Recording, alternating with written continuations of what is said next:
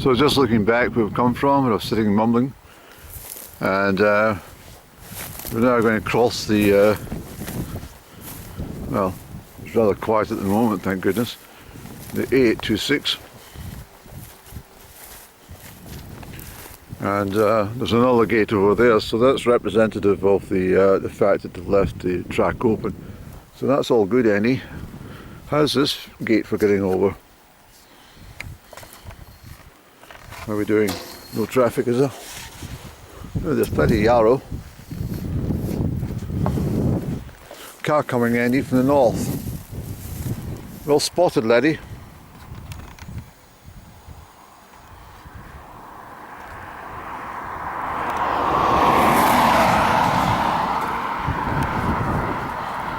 So we're crossing the road.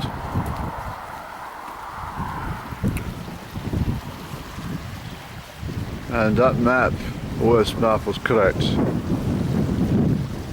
It's shown by little dots on the map, little dashes, and this is it.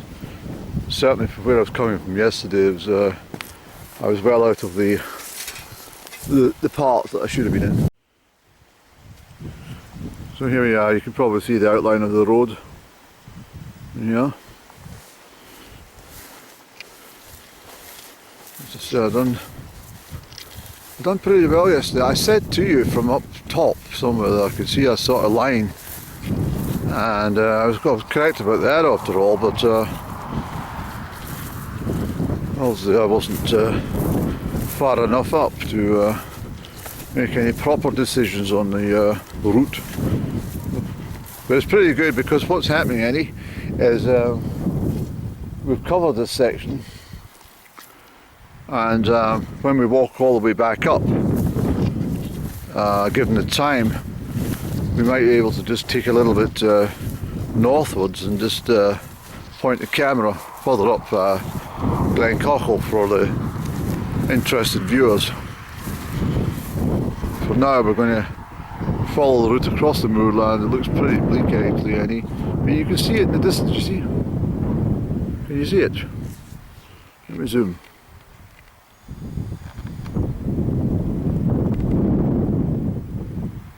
That's perfect, Annie. That follows that line. So there's a much better shot of what I was talking about. Fabulous, Annie, we've done it. We'll go down to the dike and get around that mound and show the viewers where I was yesterday, and there's no doubt that I've done it. This plant here I discovered in Glen Cochill, which is called Gilia.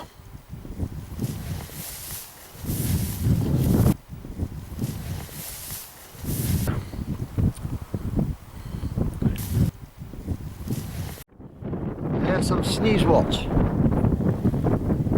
Hello there, Mr. Achu. Sneezeworts, beautiful plants. I picked some and put them in a vase with my other dry flowers, and I have to say that they're really, really impressive. I suppose, you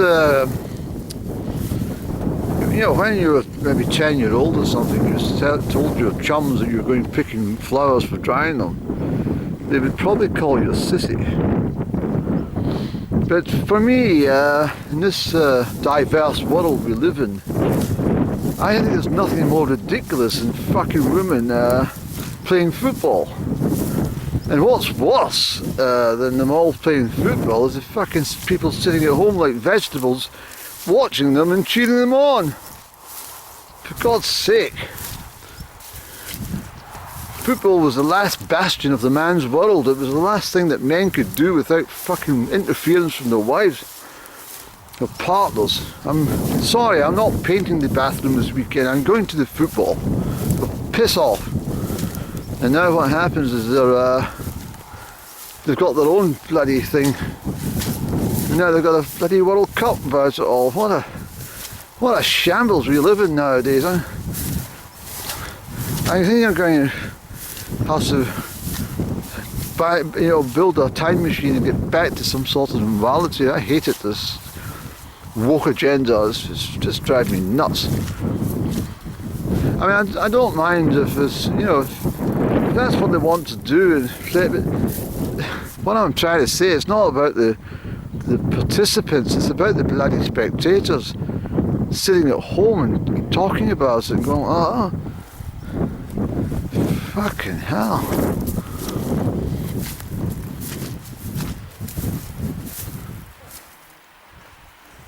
Actually, I mean, I don't follow football. I wouldn't even go to the football. I've never ever said to any of my sorry, that's off this weekend, I'm going to the football, because I've never really had any fucking interest in it apart from the odd occasion. It's no, it's all really sad. I mean, what happens next year? We're gonna have a World Cup fucking for men, for hockey or something, or netball for men. It's just got ridiculous.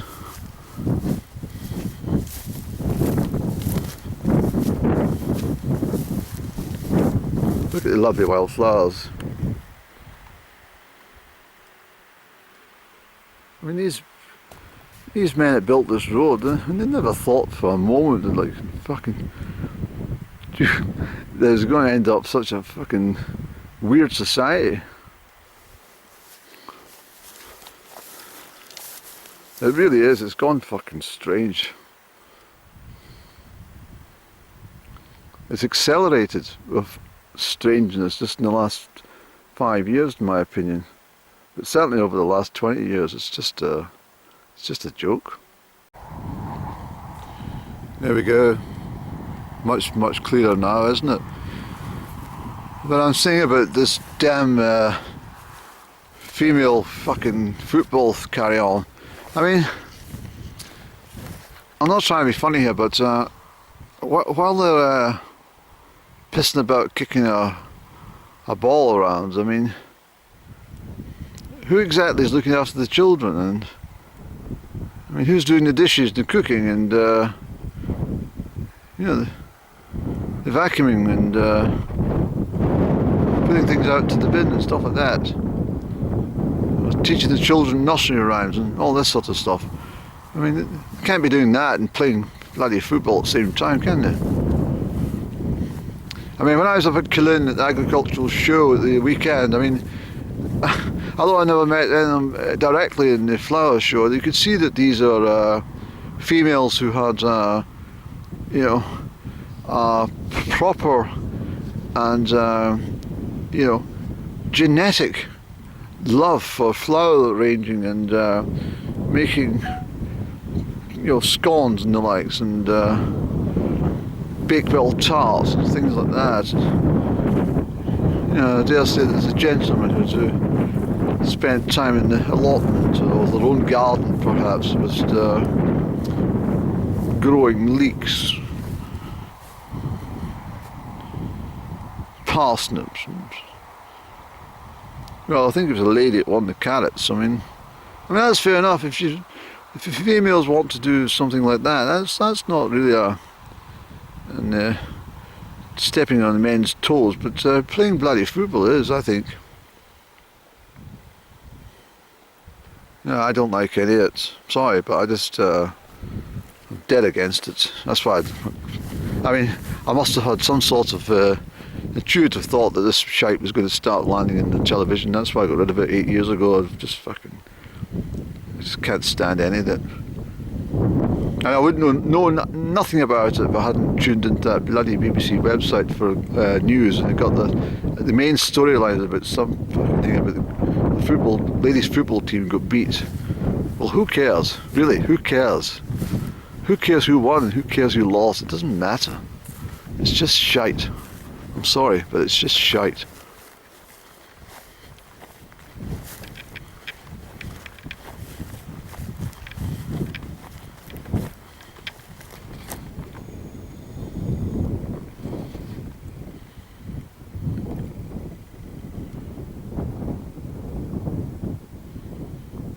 I mean, I can't even imagine the great German footballer like Karl-Heinz Rummenigge. I mean, I just can't imagine him peeling the potatoes while his fucking wife's off playing football. I just can't get it in my head. Or Franz Beckenbauer, or something like that. Or Pelle's wife. You know. Pelly, can you do the ironing? I'm off to football training. It's fucking... There we go. Wage Road. Yeah, that whole conversation started just because I was talking about some flowers and dried flowers. Gilia. And my sneezewort. Or sneezeweed, as it's sometimes known as. But another thing that, you know, I was demented about this actually, because I was very interested in playing the piano as a youngster, and I used to chap away at the keys with a 2 and 3 year old on my grandmother's piano. Fabulous looking thing, it really was. It was completely highly polished rosewood and everything. It was beautiful, and I loved the piano. And the one thing that scared me when I was a youngster is I wanted to take piano lessons, but I was so fraught and frightened that I'd be called a sissy. Yes, and so I didn't take piano lessons. I was deeply upset by that. Yes. Oh, there's a little lizard, I just saw it. It was creeping. In fact, it was a grass snake. It wasn't an adder anyway, but it was a grass snake, I think. Hello there to you.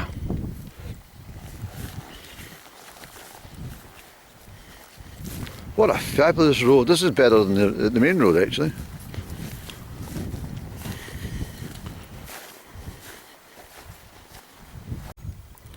So that's the track I was on yesterday, as I crossed that moorland along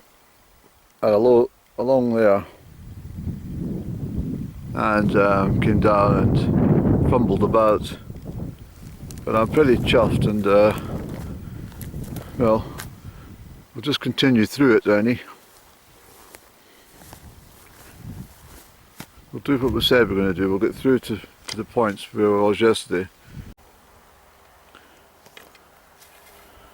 So can you see in that light? And so I came down off the road yesterday, and then I popped over where these vehicles are passing, across the fence, across a gate, skirted the woodland and up onto the moor and right through the gap and joined up at the back of Inner Cochill, the ruined house. So done really well, Annie.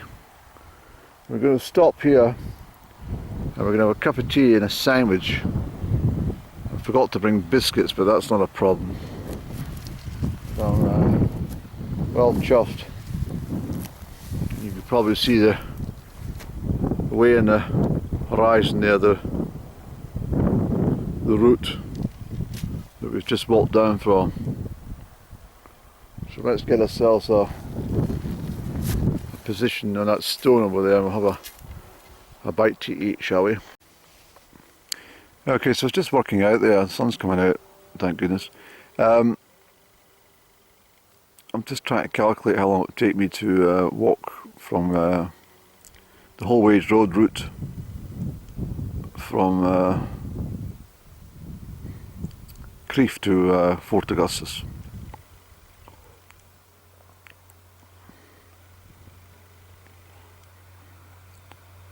A 13-mile section to Armel.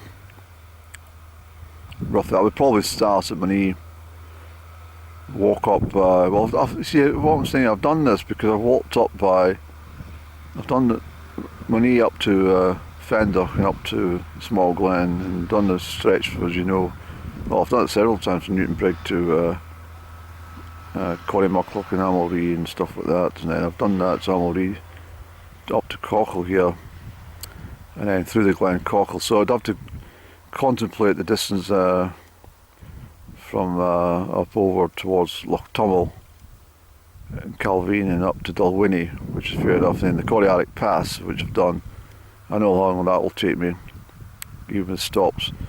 So I might take 5 or 6 days one time either. If the weather settles in September, I might do it in September, but I think it'd probably be best to do it in April. Yeah, probably best to do it in late April next year.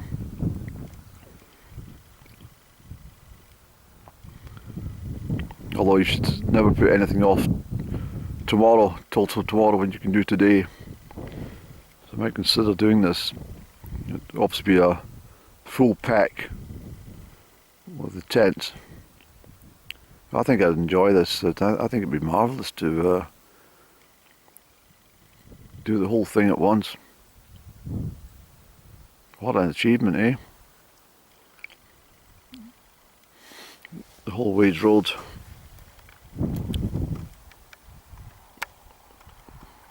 It's about, well, must be about 90 miles, 100 miles. Yes, easy. In actual fact, what I was just thinking there, I might do it downhill. I might get up to Fort Augustus with the bus, with my backpack and stuff like that, and start there. And after the Crieff Pass, it will be all downhill. Not completely, of course, but you understand what I'm trying to say. But for the last couple of days, I'm quite happy. I mean, it's only 3:30. It's not even that any. I'm sitting here for the last 10 or 15 minutes, devouring sandwiches and drinking bramble tea. We'll get ready and we'll go right up Glen Cochill. Plenty of time. Okay, so my phone battery's died on me. Forgot to charge it last night.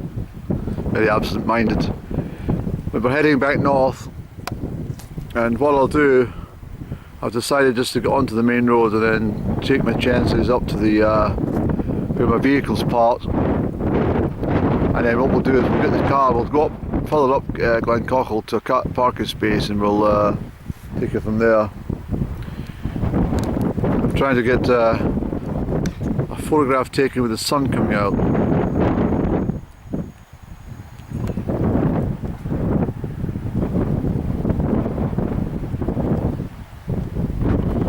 There's away again.